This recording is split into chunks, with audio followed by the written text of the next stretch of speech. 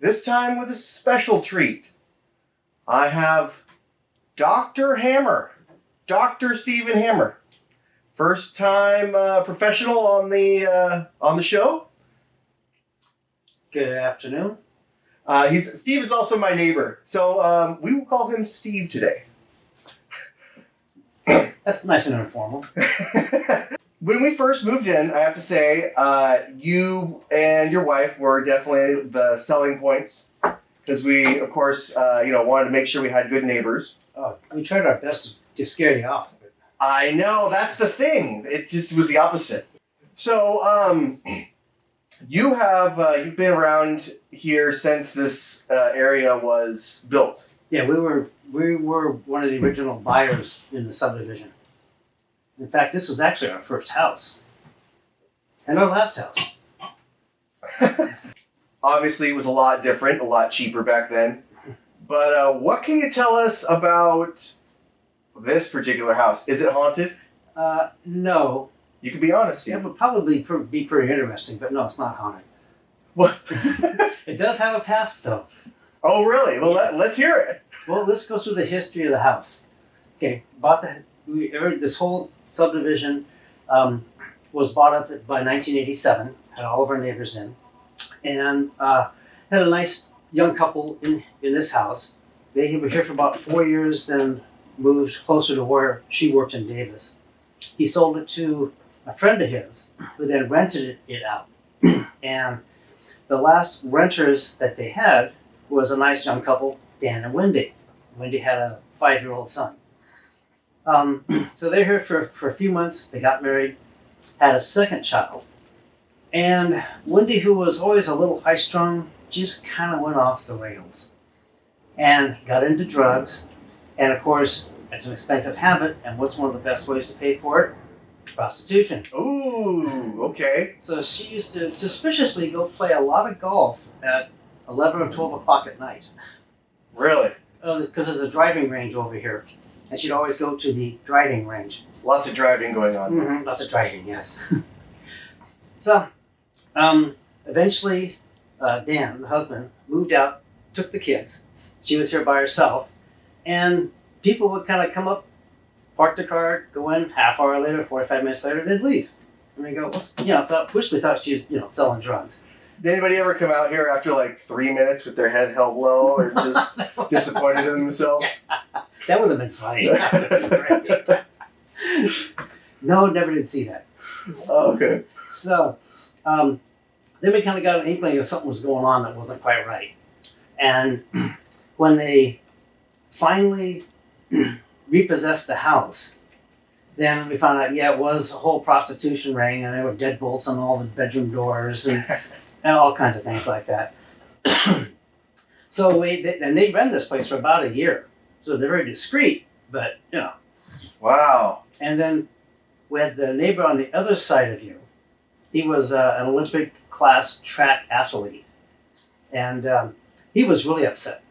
He goes, they were here for a year and I missed out totally on my neighborhood discount. Oh. And I thought, well, yeah, so did I, but She was just, what did they get her for? They get her for like, what, tax evasion? No, when we finally figured out what was going on, we called the police. And then they had a vice squad watch the place. And then 2 or 3 months later, they busted him. Wow. But that was also after she got her car repossessed, which was interesting. She's driving it all over everybody's lawn trying to get away from the repossessors. Really? Yeah. It was entertaining. It really was. Wow. Any lawn gnomes KIA that day? No. I don't think okay. So, no. Thank God. Yeah. So, when she was finally kicked out, the house was sold for, something like, let's see, they got kicked out. And then it was sold for like $70,000. When the going price was $150,000 to $170,000, but it was just totaled.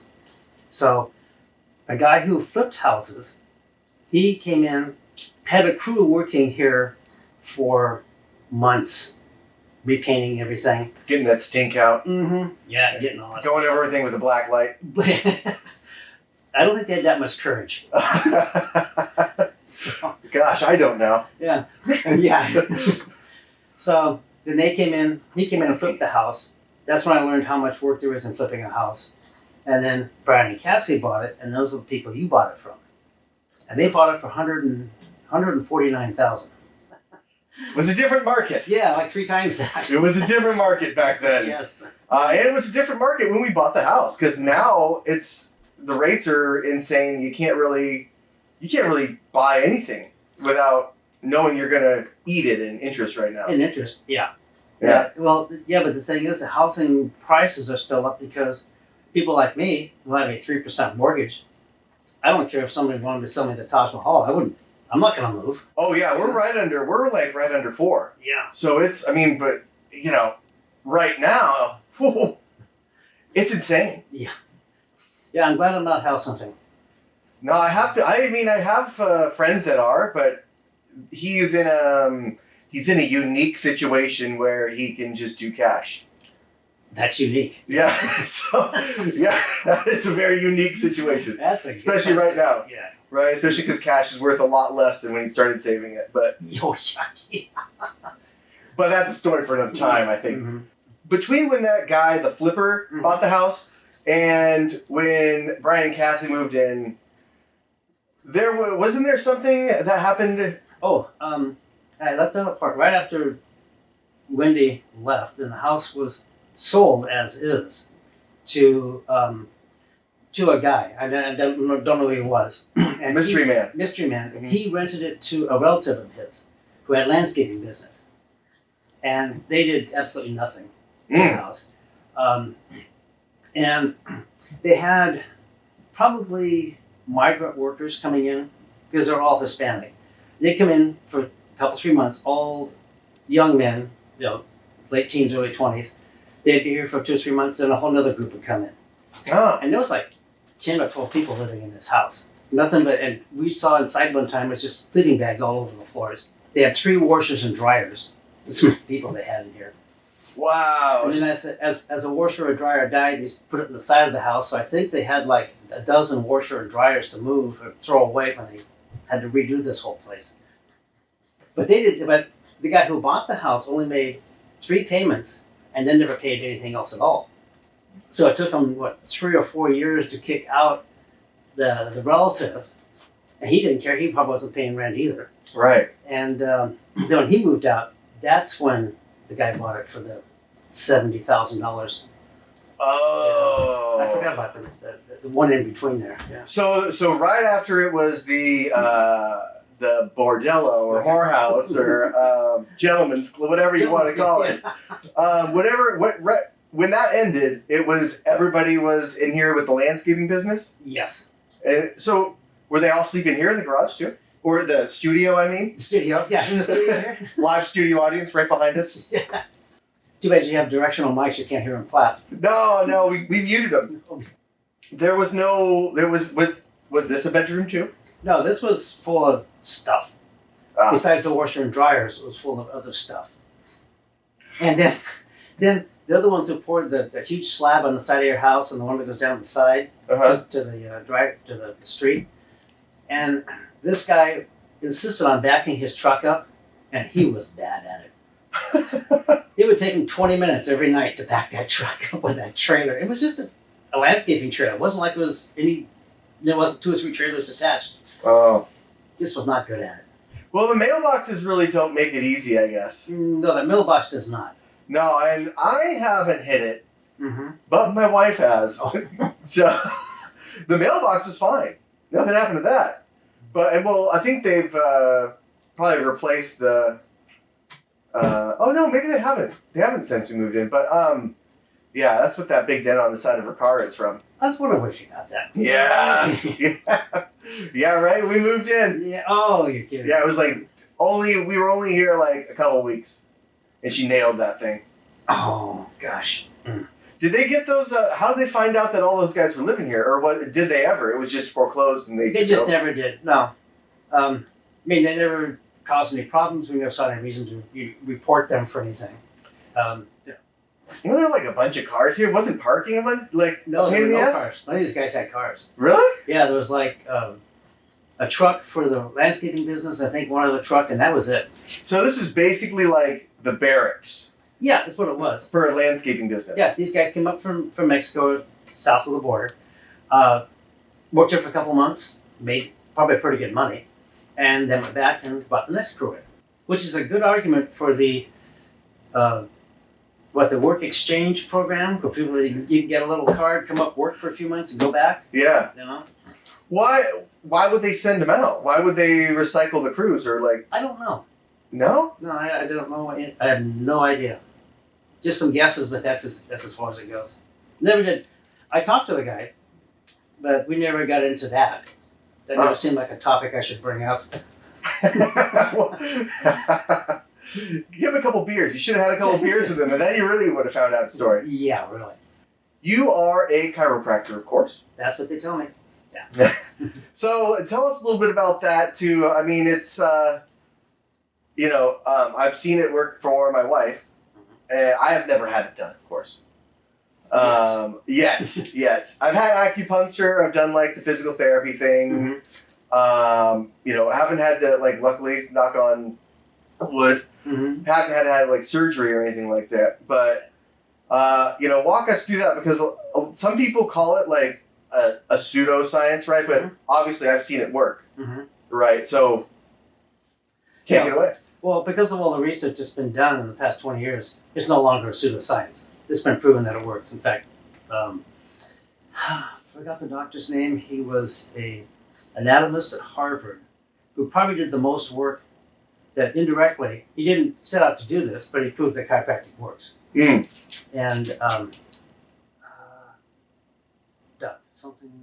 anyway. Oh, you can say the F word here. We don't have any sponsors yet. His last word was Duck, D-U-C. He's Vietnamese or Asian or something. And anyhow, so now it's accepted that it does work.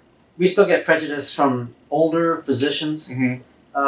Younger ones, the worse they are is indifferent. Oh. Complementary medicine, as they say. And so there's a lot of that with, complementary medicine is everything out of, quote, mainstream, whatever the definition of mainstream is. Which is always changing. Yeah. Which is like acupuncture is outside of mainstream. You wouldn't think it would be. Right.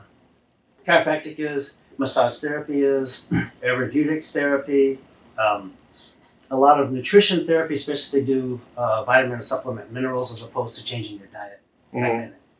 So that's not that much of an issue now, which is nice. But I think I probably should start off by explaining what chiropractic is and what it does. Let's do it. Okay. Maybe you should ask somebody who knows about it. I'll give it a shot. I'll ask my neighbor. I'll ask his wife. Yeah, ask his wife. The definition of chiropractic is the location and correction of vertebral subluxations, which is kind of a nice word salad that if you're a provider, you know what that means. But anybody, layman, it's like, okay, that's great. Define that. So location and correction, that's pretty straightforward.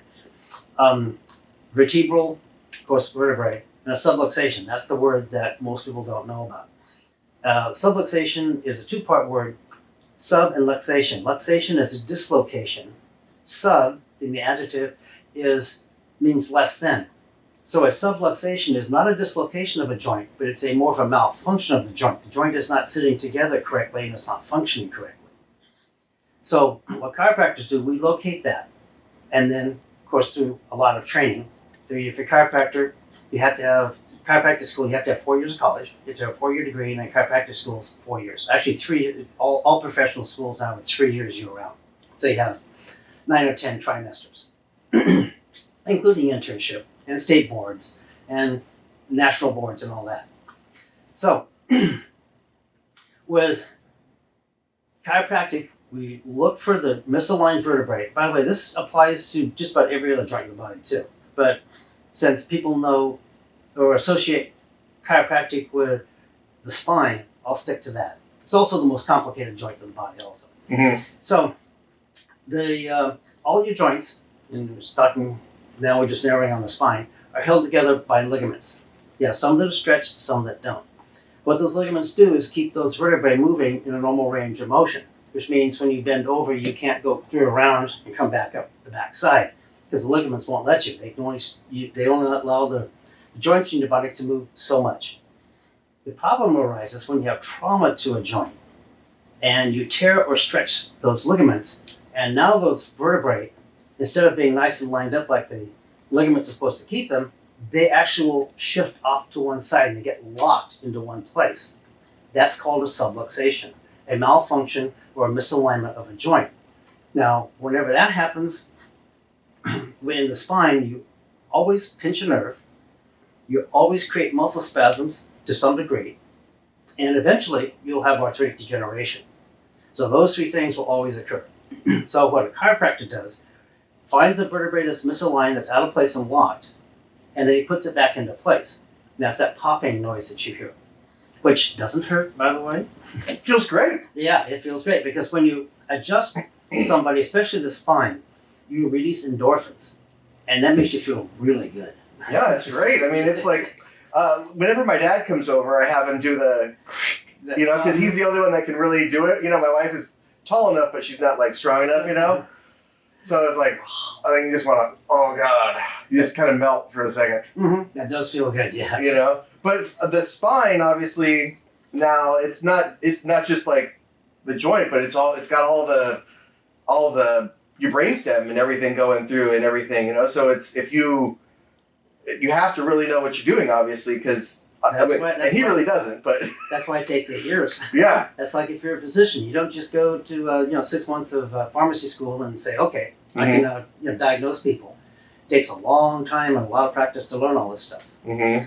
And so, getting back to treating a spinal problem. By the way, we'll talk about that, and then we'll talk about the nerves that come out of the spine and where they go, because those are affected also. So we put the vertebrae back into place, but ligaments don't just snap back.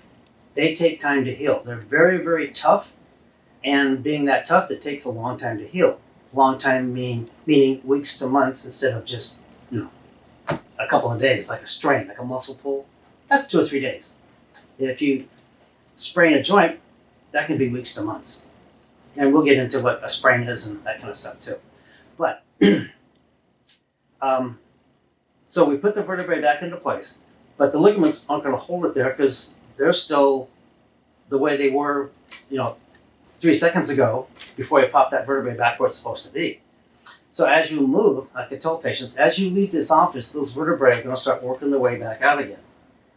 That's why it's multiple treatments. Physical therapy is multiple treatments, a lot of things. If you're not going to use drugs or surgery, it's going to be multiple treatments. Sure. Because the body has to heal. So every time we put those vertebrae back into place, those ligaments shrink down a little bit, shrink down and shrink down. So which is why initially you may go to the chiropractor every day for a week, and then 3 times a week as everything holds into place better. Everything's holding for every other day. Then as it holds for 2 days, then you come in twice a week. As it holds for a week, you come in once a week, and then every other week, and then that's it. Now there's also something called maintenance, because once you stretch those ligaments and tendons, you have a permanent instability in that joint. You can only heal somebody about 95, 97%. That 3% will always want to work that joint back out of place. Mm. I remember people saying, I don't want to go to a chiropractor because they always keep you coming back. And I said, well, you kind of do that with your physician and your dentist, don't you? I mean, you can't blame your dentist because you got cavities. So it's the same, you can't blame your chiropractor because your spine's unstable. It's not his fault, he's just trying to get you well. Right, no doubt. So like the ligaments, they have kind of like a memory in them then, and that you have to kind of train that out by constantly adjusting it. Yeah, and the body also has a memory. Because once those vertebrae have been misaligned for long enough, which is not that long, the body thinks that is the new normal. So we put it back where it belongs, but the body's going, oh no, this isn't where it belongs. It belongs over here. So it wants to work it back out. So we have to retrain the ligaments and the muscles around it at the same time. So the body knows the new normal. In fact, I tell patients when they come in, they say, I feel fine, but I can tell I'm out. I don't feel right. And I said, that's the way you should feel. When your body is tuned up enough and in tune enough that you know when things aren't working right, but then haven't got to a point to where it's actually causing any problems or pain. Oh, so it's more like they're uncomfortable, or they can feel something is out of alignment, but there's just no pain. Yeah, you can sense that this doesn't feel right. Once you get used to your spine feeling right, you know when it doesn't. God, I hope I never. Yeah, well, and one of the great things is that typically, in order for a ligament or a tendon, or ligament specifically, to be stretched and torn, it takes trauma. You just don't sit in your living room and all of a sudden, boom, you've pulled a ligament.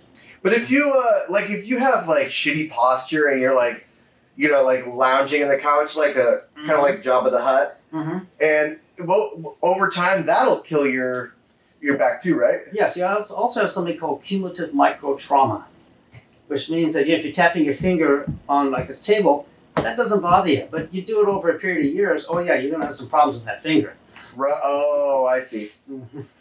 Oh, that makes sense. So then, what's the timeline of getting it before? Because you said you're always going to hurt a nerve, and then it will go into you said some kind of arthritis or an arthritic. It can become arthritic. That's years down the line. Oh, years down the line. Yeah.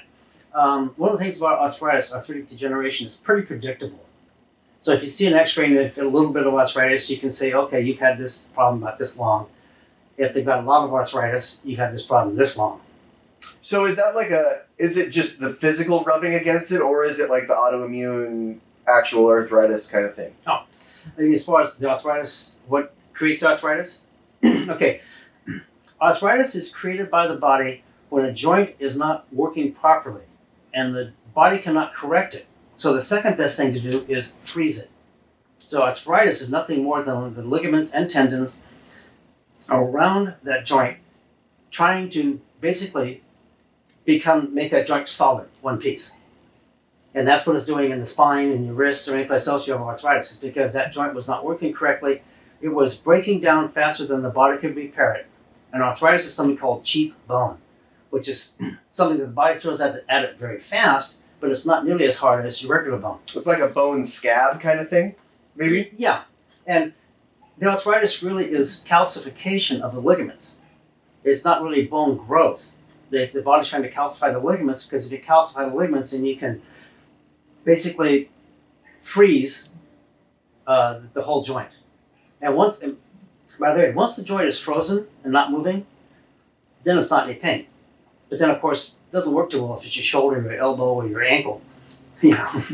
So my grandma used to have a pretty bad arthritis, and so this back in the day where you had like shots of gold, like they used to shoot gold in the joints. But I remember one time, it was the weirdest thing, but I remember her saying this. We were looking out the window and it was raining and it was super cold, and we saw a heron, like one of the tall birds. And it was like standing in this puddle of like basically ice water. And she was like, he's going to catch arthritis. And I was like, and I thought all the time, then I was like, oh my God, is that how you get it? You just all these people who've had arthritis, they just have somehow submerged themselves in ice water for too long. And then it was I was afraid to swim in cold pools, anything like that, so. Why would she say that? Yeah. So your grandmother probably had, first of all, there's several forms of arthritis. And she probably had rheumatoid arthritis. Yeah. That's typically in a non-weight-bearing joint, typically in your fingers. And rheumatoid arthritis actually eats away at the bone as opposed to putting more bone down, which is why the hands become deformed. Right. Your finger, instead of being straight, goes off to the right. Yeah. There's nothing you can do about that. There are some palliative things to make you feel better. Stem cells? Stem cells would probably work. That probably would. That's expensive. It's not really proven, but I mean, if I had it, I would seriously consider it. Just what do you got to lose? Right. All you have to lose is money. Out of all the things in life you can lose, money's probably the easiest thing to get back. Even though people don't think so. That is very true. So if all I'm going to lose is money, then I'm fine. And I may gain, part of my most of my hands and my fingers back. So. Yeah, probably less pain. Yeah, less pain and everything else that goes along with it. Right. Yeah. So, so the rheumatoid arthritis, it's not caused by or by ice water or anything. Rheumatoid arthritis is a disease process. Yeah, it's an autoimmune disorder that. Yes, it's unlike degenerative arthritis, which is what you find in weight-bearing joints. You can't find it in any other joint. Any joint can have degenerative arthritis, but rheumatoid will only attack. I shouldn't say only. Mostly attack non-weight-bearing joints, mostly the hand. The other type of arthritis you get is pretty much self-inflicted because you had to have trauma to the area in order for the arthritis to form. Oh. Well, actually, that makes sense because actually, my grandpa, different grandpa, he had always told stories about because when he was a kid, they used to smack the kids' knuckles with the ruler, and so he was like, the teachers hated him, right? Because he was climbing out the window and shit like that. So that's where you got it from. Yeah, well, yeah. So yeah, you notice that we don't have any windows in here, otherwise I'd be out of it. But so they used to smack him with the rulers, and then later on he was like, "That's why I have this arthritis." No. No. Okay. I mean, you think about it. You look back. It's a logical thing to think about. Yeah. It's the only trauma I had to my hands was smacking that, so therefore that's what must be causing it. Right. That's not it. It's something that some people are more prone to than others. It tends to run in the family.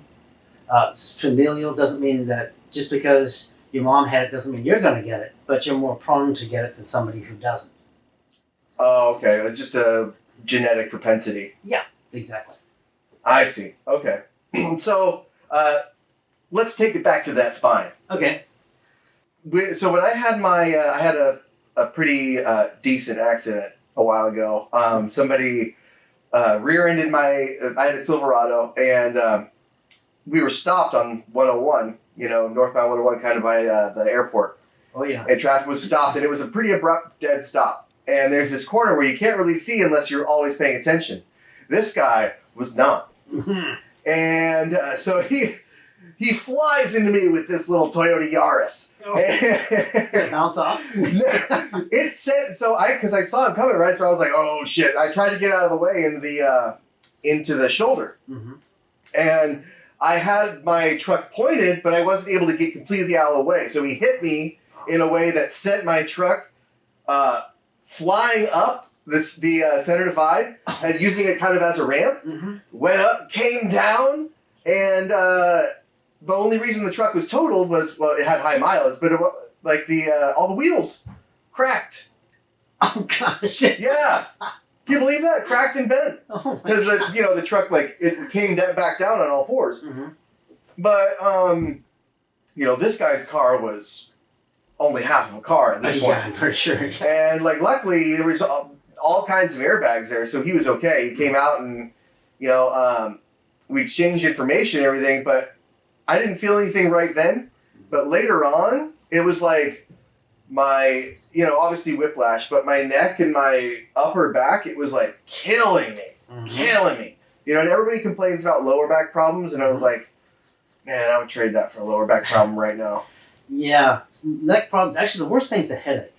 Next thing is neck pain, and then after that's low back.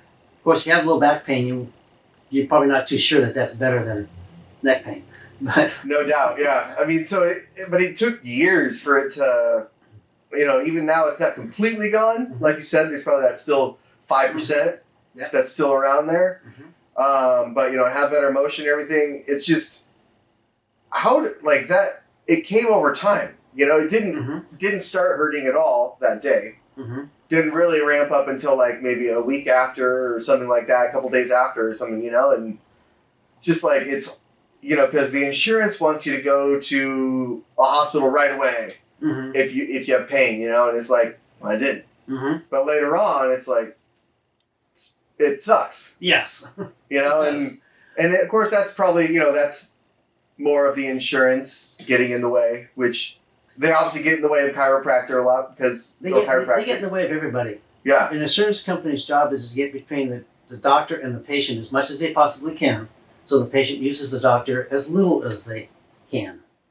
That way they make money. So, especially HMOs. Yeah. Because we can do a whole segment on that. HMOs and PPOs and all that. We'll schedule that. We'll schedule that and we'll put a pin in it. But okay. The mechanics of an auto accident. I mean, there is so much that happens. First of all, an auto accident happens in about 250 milliseconds. Let's just take yours was a rear end and then something else. Let's just say it was a straight rear ender because you had other things going on. Mm-hmm. From the time the car behind you impacts you till you're done, the whole accident's over in 250 milliseconds. That's a quarter of a second. It takes about 3/4 of a second, 750 milliseconds, for the body to react. So what happens is when you get hit from behind, your head stays still and your body goes forward with the car. And then your head catches up. And when it does, it goes wham, straight down, and that's when you do all the tearing. Because and then of course, once your head's down, then you flip it back up hard because you're trying to protect yourself, but everything's done by then. There are a few ways to protect yourself if you know it's going to be coming, one of which is put your hands on your forehead and push your head against the back of the headrest as hard as you can. But if you are in a car traveling 5 miles an hour and you hit a brick wall, just kabam, your head will weigh instantaneously about 600 pounds. That's from the force of the momentum and then the sudden stop. So you can imagine how much your head weighs if you get hit at 40 miles an hour from the back. So a lot of trauma. Because then you get tearing of the ligaments, you get tearing of the muscles. It's not common for people to feel immediate pain. Sometimes they do, sometimes they go, oh God, my neck's killing me immediately, or I had an immediate headache. That's usually from the brain being sloshed around inside the skull. Typically it hurts that afternoon or the next day when they go to get up and they feel like they've been hit by a semi that backed up 3 times and hit them again and again. Because you have torn the ligaments and you've torn the muscles. And it's just like any other type of strain in a muscle. It's torn. Like if you strain your calf or strain your bicep, it's torn and that's got to heal. Now the problem with a whiplash is that the ligaments have been torn, the vertebrae are misaligned, and now you have injured muscles. Something has to hold those vertebrae in place. The ligaments can't, so the muscles have to. So they're already injured and they're trying to hold you together and they're not up to the job. So what that does, because they're misaligned, you're constantly re-injuring those muscles and they never quite heal right. That's why it can bother you now, that's bothering you now, is ligaments aren't holding your neck together like they're supposed to. So the muscles have to recruit and do that. And they're not designed to do that. They're a one-off. I go like this and I go like that. And that's it. They're not meant to hold something in place for hours. An example of that is if you take a can of, let's say, corn, and you hold your arm 90 degrees to your body and walk around for an hour like that. When you drop that can, you will not be able to straighten out your arm, because that muscle has been in contraction and cramped for so long and strained trying to hold up that can. Because your muscle's not designed to that. It's designed to lift it up, lift it back down, not hold it there. So the muscles of your neck have to hold the vertebrae in place, which they're not designed to do, and it constantly re-injures those muscles, which is why it still gets sore once in a while. So here's a crazy thought. So if we are constantly getting in these accidents and it just keeps happening to where our neck keeps doing that, how long till evolution catches up and gives us one of those muscles, kind of like what our arm has, and just like lets us do that regardless? I don't know. Maybe we'll finally go to teletransporting. There we go. Yeah, that'll probably come first, I guess. Yeah, that'll probably come first. But then who knows if all the particles that get there are the same particles that left? It could be the fly. I haven't seen that movie. I've seen a lot of clips, but it's just like it's classic Jeff Goldblum. Oh, it is. I haven't seen it though. Mm-hmm. Is it up there with Jurassic Park, you think? Oh, I think as far as a classic, it's even better. Yeah? Yeah. I mean, it's like you mentioned the fly, and everybody goes, "Oh, I know what that is." Yeah. I know what happens in that movie. Yeah. Well, it's been parodied so many times, and it's been like, I've seen it even on cartoons. Oh, really? You know, yeah. So I've seen. You watch those too? Okay. Yeah, naturally, yeah. Pinky and the Brain. Yeah. Oh, I love Yeah, that. yeah. What are we gonna do tomorrow? Maybe every day, Pinky, we're gonna take over the world. Yeah, that's right. Yeah, that's right. I mean, there's all kind. I try to get the kids to watch that kind of stuff, you know, because it brings back like a simpler time, Mm-hmm. you know. It's like now all the shows are like computer animated, and it's kind of novelty when you when they see, you know, something that's, you know, traditionally animated. Because she asked, she's like, Dad, do they have to flip pages for this? I was like, yeah. Yeah. Lots of pages. Lots of trees. Yeah. You know? This is when we were just slaughtering trees for entertainment. But, yeah, it's, so, may have to wait a little bit for evolution. Yeah, as long as you got cars. Now, the thing was with 3-point harnesses and airbags. Airbags they don't keep you from getting a whiplash. They help. But even though an airbag is instantaneous, it's more or less instantaneous, you get hit from the rear, your airbag does not deploy. Mm-hmm. So you're still going backwards and forwards. Should it deploy, do you think, when you get a rear I think end? it'd be a great idea if it did. Because I've had patients that have been in head-on collisions. Because airbags deployed, they don't have that many problems. They have, that many problems with the spine and the muscles and stuff. Typically, somebody comes in and says, I had a head-on collision, and I go, okay, well, we'll see what you got here. Typically, it's not that bad. It's when you get hit from the rear and you're unprotected. But the 3-point harness, which was meant to keep your face away from the steering wheel, so you didn't implant your face in the steering wheel, when you only had the lap harnesses, you used to see people with their nose broken or hit the forehead with the steering wheel, but you saw a lot of lower back injuries because the spine went forward this way. Not just the head went forward; the whole spine went forward with the head catching up. 3-point harness, you still can get back injury because your seat belts don't hold you perfectly flat against the seat. There's some give to that. And all it takes is a 1/4 inch of give when you're not ready for it to tear a muscle. And that you can get low back issues from that also because your back will move a 1/4 inch when you're not ready for it.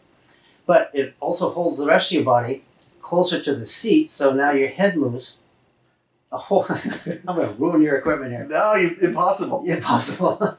We had Sanford on the first episode. He was able to handle it. Okay, well, yeah. Well, he's a pro. That's true. That's true. So, because of 3-point harness, we see a whole lot more neck injury than we ever did. And that's just, you're better off with having less injury.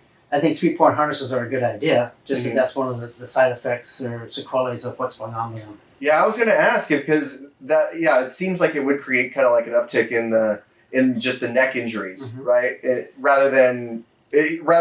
So when they only had the lap belt, was that neck and lower back injuries, or was it just usually lower back? It was neck and lower back. It wasn't as bad a neck injury, but it was worse lower back injury. Oh, okay. So they were a little more equal than they are now. Now you see a lot worse neck and then some lower back injury. Do you know, that reminds me, like in NASCAR, what happened to Dale Earnhardt, right? So the Hans device that they wear in there, should we all wear them in there? The advantage of NASCAR is their helmets are attached to the back of the seat. Right. So they can't, when they go forward and their head stays here, their head doesn't do this. It's boink. Yeah. It's stuck there. But that's only post Earnhardt that they've been doing that, right? As far as I know, yes. Yeah. Because they did that because he had got... Yeah, because he died because of just the pressure of the crash. The kinetic energy of the crash. Couldn't survive that. But I'm not too sure he would have survived it even if he had the helmet attached to the seat. But now, you see, now those guys they're part of the car. Now, there's nothing that's out moving around that can, be flailed around inside the car. Yeah. So. Jeez. Yeah, I mean, that's... it seems like it would be a good idea, but I don't want to be wearing helmets and stuff in the car. I don't want to put a head harness on and attach it to the back. They don't have they don't have to look around a lot, okay? Well, eventually we won't either because the cars will drive for us. Mm-hmm. And then if we drive ourselves, we will be somehow voiding our insurance and being a liability. And why are you being so irresponsible? Mm-hmm. And don't you know you are endangering everybody on the road? Yeah. Something of that nature. What's wrong with you? Yeah, I can see something like that happening. Because, we sacrifice that little bit of freedom for that little bit of safety, and then we don't really deserve either. Yeah, really. Yeah, one or the other. Somebody said that. I think maybe it was Porky Pig. Porky Pig or Ben Franklin, one of the two. One of them. It was one of them. If Drew was here, we'd have him look it up. Oh, okay. And fact check us in real time. Yeah. Because that's what we can do. If you want, you can have freedom or you can have security, but you can't have both. Yeah. And one who sacrifices one to get the other doesn't deserve either. Yes. Mm-hmm. Yeah. That's pretty good. Yeah, no, it's we're all about education here. Oh, okay. So consider this me homeschooling you. Okay. And you homeschooling me. Yeah. Yeah. So back to the spine, because I want to. When the nerve gets damaged, how do you fix the nerve? How do you? Because you talked about the muscle, I believe, and then. But what about the nerve? Okay. You kind of got to go back a little bit. Healthcare, and this is whether it's massage, chiropractic, physicians, acupuncturists, Ayurvedic, all that. All you do is you're trying to balance out the body and get rid of what's causing the problem, and let the body heal itself. B.J. Palmer, who was the one who developed chiropractic to what it is today, he used to always say, get in, fix it, and leave it alone. So, the vertebrae is misaligned, is pinching a nerve. And wherever that nerve goes is being affected too, which is why you get problems in your neck. You start having numbness in the fingers, and numbness in the hand, the wrist, carpal tunnel, which has its own, that's another whole segment. Arms, shoulders, that kind of thing, headaches. So wherever those nerves go that are being pinched, you're having an adverse effect. The way you heal that nerve is you get the pressure off the nerve, keep it off the nerve, let the nerve heal. Now, when you've gone through a whole series of treatments and your spine is as stable as you can get it, that vertebrae is still going to slowly work its way out of place, and it's going to put pressure on that nerve, but that nerve now is healed so it can handle some pressure. And that's when you start saying, I don't feel quite right. You put the back into place, pressure off the nerve, you're okay. So you just have to rely on the person telling you that they don't have any more pain, right? Because it's hard to tell when there's a pinched nerve or something other than that, right? There's something called a pain mask. When you come in, you can see it in someone's face. And it's always interesting because when women come in, you don't see this, men don't care about this, but when women come in and they hurt and their eyes are squinting and everything doesn't feel good, then they start to feel better. That all goes away, which makes them look 5 or 10 years younger. They like that part. Because now they're out of pain, or the pain is manageable. You can tell how someone feels pretty much by looking at them or just watching the way they walk. Because if something hurts, they're going to walk in an antalgic gait, which means they're going to walk away from the pain. So if you have pain on the left side of your neck, you're going to kind of pull over to the right so you get the pressure off the left side of the neck. God, am I doing that? Yeah, I'm wondering, kind of like maybe self-conscious, like, do I have pain and I just don't realize? I'm just surprised you're still alive. I mean, we kind of all are. We're all lucky to be here. Yeah, I mean, are we? Yeah, we're lucky to be here, but are we lucky? Yeah. But lucky to have survived our youth. Something like that, I think. Well, I mean, speaking of that, I had a rollover incident where I flipped a Camaro over, and I was not as injured from that as I was from when I got rear-ended. You know? Auto accidents are a strange thing. I have a story I like to tell. This happened probably 30 years ago. It was 4 guys, all in their early 30s, all about the same height and same physical build, relatively. One of them, it was his bachelor party. So they were out drinking. One of them was a designated driver. So Wasn't an issue with that. They're in a van, 4 captain's chairs, all the same kind of seats, all looking forward. And they're at a stop sign. They're hit at about 30 miles an hour by a cab from the rear. Out of those 4 guys, one had no problem whatsoever. Never had anything. I looked at him and I said, "You're fine." Next guy had a little problem, 2 or 3 treatments. He was okay. The third guy, he was more like your typical auto accident. The fourth guy was just totally disabled. Never able to work the rest of his life. 4 guys, same seats, same car, all same type of build, same age, 4 totally different outcomes. Where they just maybe had different reactions, different muscles tensed up at different times? I don't know. It probably has to do a lot with body type, genetics, how much muscle you have around the area. There's so many things that happen in an auto accident. It's almost impossible to narrow down just one, or to isolate just one because it overlaps so much. God, so was he not able to walk, or he was? Just spinal problems. Oh, really? Just spinal pain. Yeah.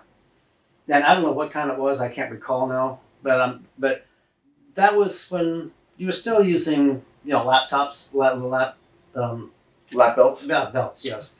So it might have been a little back issue. So, like 70s. No, this was 80s. Well, my 70s vehicle. Yeah. Oh, okay. Because I have the 3-point harnesses in these. I think that's a retrofit, isn't it? No, that came with it. You're kidding. Wow. Yeah.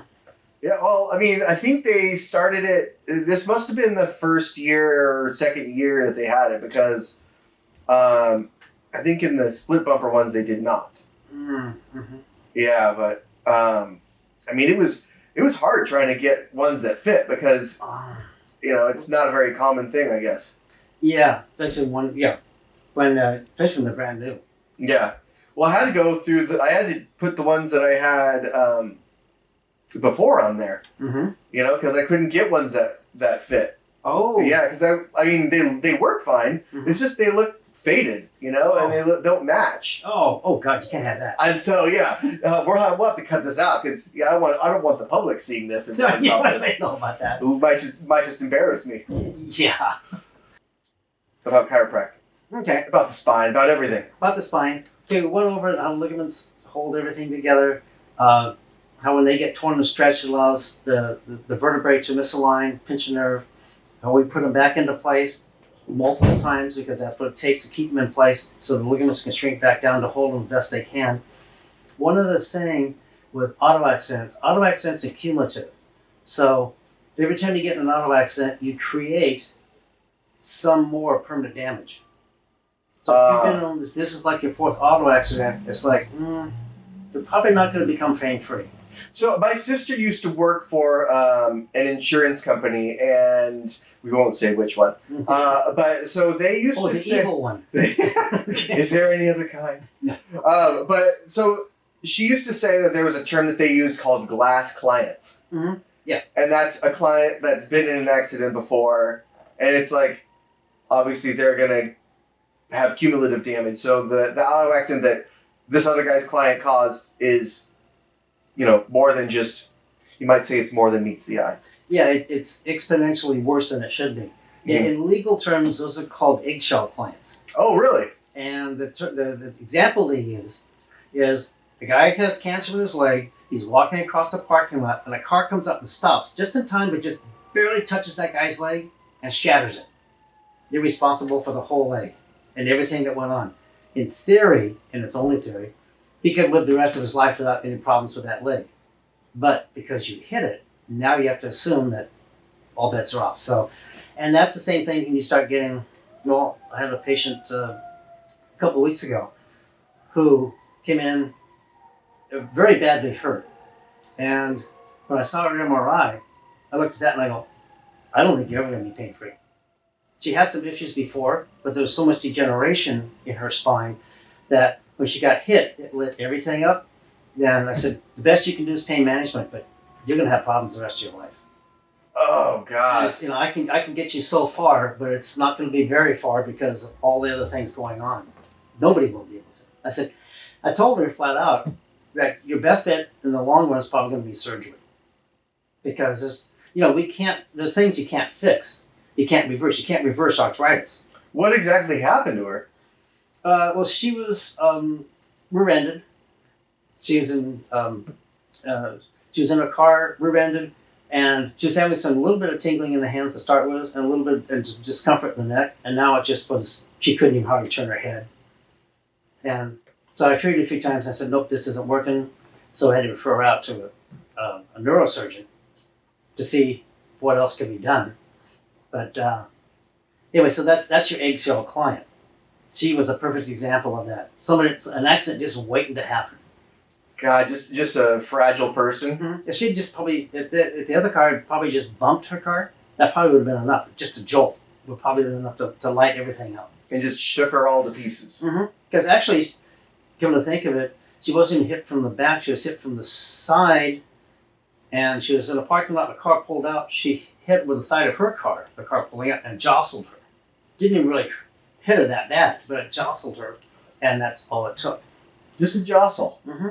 Well, if you're fragile, yeah, the eggshells aren't that tough.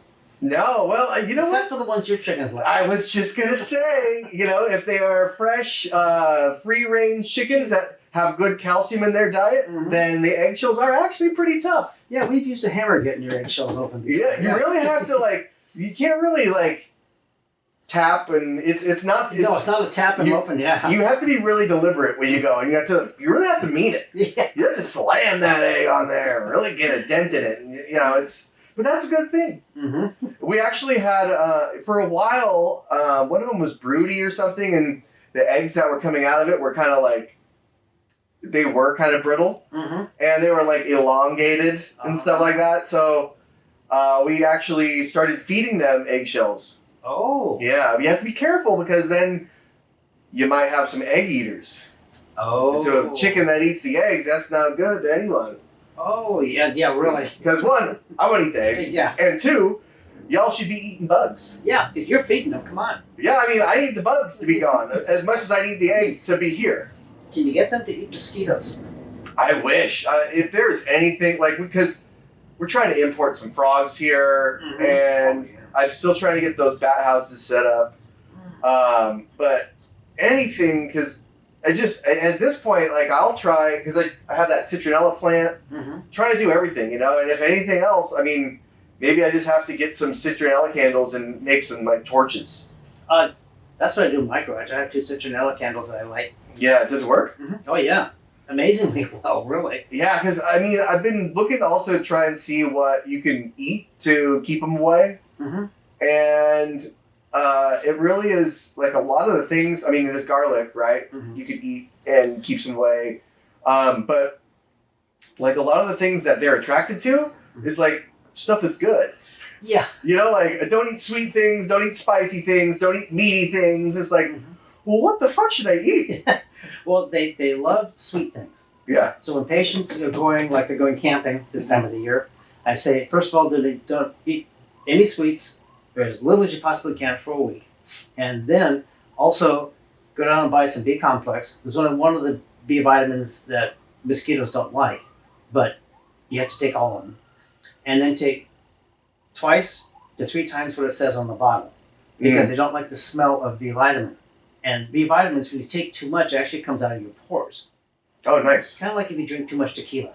Or, You know about that, right? Oh, I don't. So I haven't drank tequila for a while.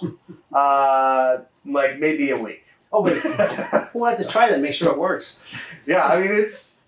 Tequila, though, it's hard going down. Whiskey, me, I try to keep away from the hard alcohol as much as I can, because it doesn't agree with me. Too bad you're failing. Yeah, well, no, I wouldn't say failing. Solid C minus. Solid C minus. Yeah, solid C minus is passing. That's high school. It's high school. Yeah, I'm getting out of here. Yeah. But yeah, B complex, and then cut down the sweets. That will help immensely, because they'll land on you, but they don't like the way you smell. Because also they don't like your breath, because one of the ways mosquitoes find you is they can smell carbon dioxide, and that's how they find you. And you know what I try to do sometimes? is I try to so I have that electric tennis racket that I have, Yeah. which is it is slain probably I'd say close to thousands now because you can get a couple in a swipe, and on that right side you get a good 10, 12 in one just. Yeah, I can hear that from next door. Yeah, the cracking. Yeah. Yeah, well, what I do is sometimes when I know that there's a mosquito flying around and I kind of lose it, I'll was that a mosquito just now? Probably.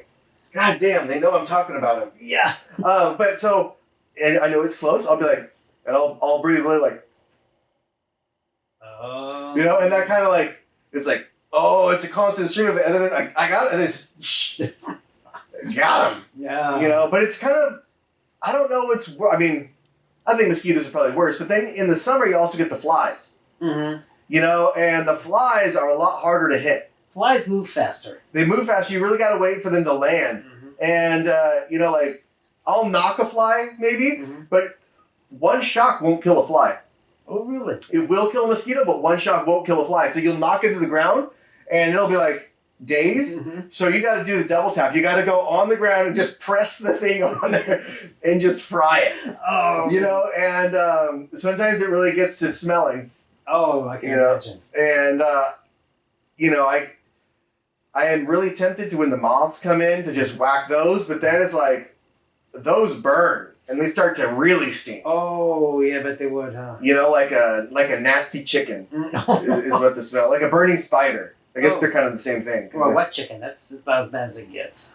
I don't know if you ever slaughtered chickens and had to pluck feathers and, I used to have to do that at my grandmother's house. It was not a pleasant experience. Well, Candace had to slaughter the one, and yeah, she did. Huh? No, I wouldn't say. Because it wasn't like we were going to eat it, right? Because these chickens are pretty old. You don't want to eat them, right? Once they are laying eggs for a while, they're kind of not what you want to eat, right? Yeah. You want to eat a young, kind of 6-month-old chicken that's. But yeah, it had that little nematode in its mouth. That it had it for a while, and I guess. At this point, it was mating, or it had mated, and when they mate, they form a Y in the throat, and so it was suffocating her. So so she had to go and cut the chicken's head off, and it didn't. She went and bought a brand new knife and a sharpener just for this because she wanted it to be one clean boom, and it's because she wanted to cause a bunch of pain for the chicken. Because it was Margaret Hatcher. Oh, okay. You know her. R.A.P. Margaret. Miss you, girl. Yeah. But she got it, and it didn't come off in one clean swipe. And chicken flopped around. We know what chickens do when their heads cut off; they run around. Yeah. They don't like standing still. Yeah. Yeah, and so, but we had to. You can't eat it. One, because it's not, like I said, it's tough and gross. Yeah. But it's poisoned now because of this nematode, right? Oh. So you could get it, and I think humans can eat it and then shit it out. And if a bird eats it, it will get it. Oh. Yeah, it will catch it because it stays alive in there. That's how it happened. Apparently, some bird shit in there. Probably one of the doves or one of those yellow. What do they call them? The yellow magpies. The magpies. Yellow-winged magpies. Yeah, and so it was one of them probably that got in there and was eating the bird seed, shit in there. They somehow ate the shit, or it also is if a worm eats the shit, and then a chicken eats that worm. Oh wow! Yeah, it survives all the time, but it can only, I guess, mate and reproduce in a bird. Oh really? Yeah. So cats can eat it, cat shit, and it comes out, but it's just the weirdest thing. So what we had to do was char the carcass in our fire pit to where it was just ash. Yes. Oh, yeah. It was just your chicken. Yeah. It was just ash, because if anything eats it, even if it's cooked somewhat, you really gotta scorch earth. Yeah, I can go scorch earth on that thing. At that 130, 140 degrees for a length of time. For hours. Yeah.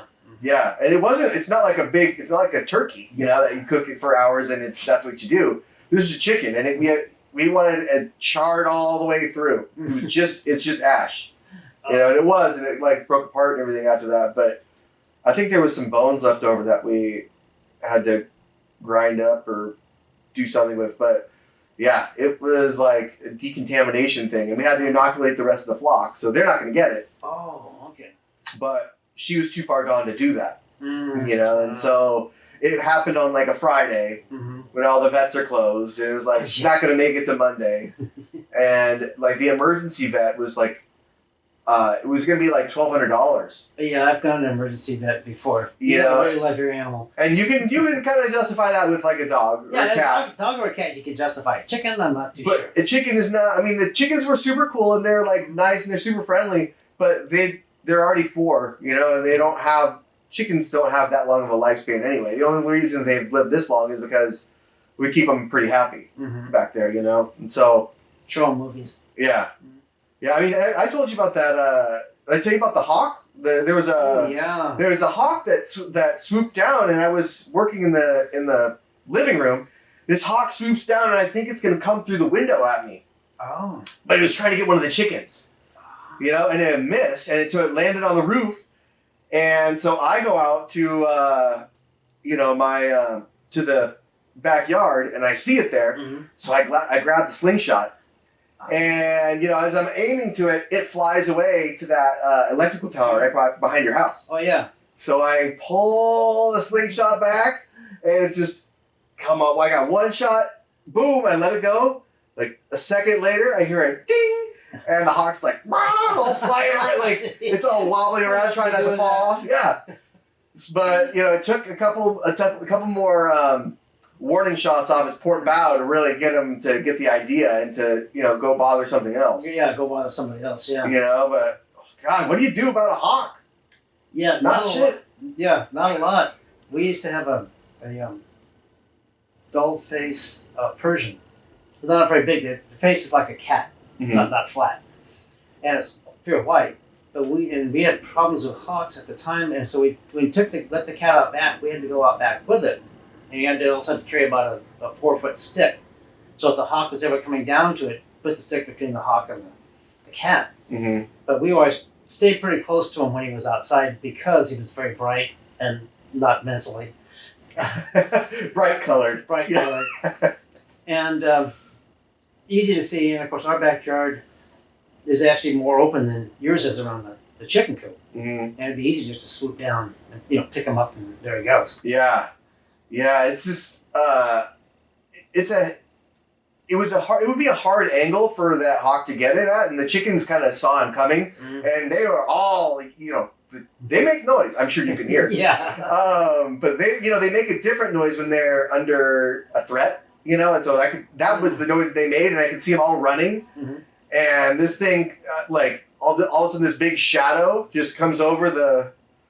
Oh no! I knew something was up. But yeah, when you got a 6 or 7 foot wingspan, that's a big shadow. Mm-hmm. Yeah, I am not quite sure what kind of hawk it was, but I think it was a red tail because it was fairly large. That's the kind of you have around here. Yeah. Details. Yeah. So I'm just glad that I still have all the chickens because it's. I don't want to. God, I didn't want to like come home and just, or have the kids come home and just see, you know, the pile of feathers or whatever that I'm trying to clean up. Scar him for life. Yeah. It's been much appreciated here. Okay, well, glad thank you for having me on. I appreciate that. Yeah, we'll have you on again. That's good. Next time we'll have the AV equipment hooked up so we can pull up the visuals. Oh, yeah, that's right. You want me to mix? I can do all that. Yeah, yeah. A lot of stuff. Yeah. Oh, we'll do that next. Okay, that sounds good. Tune in next time, folks. Bye. All right, see you guys.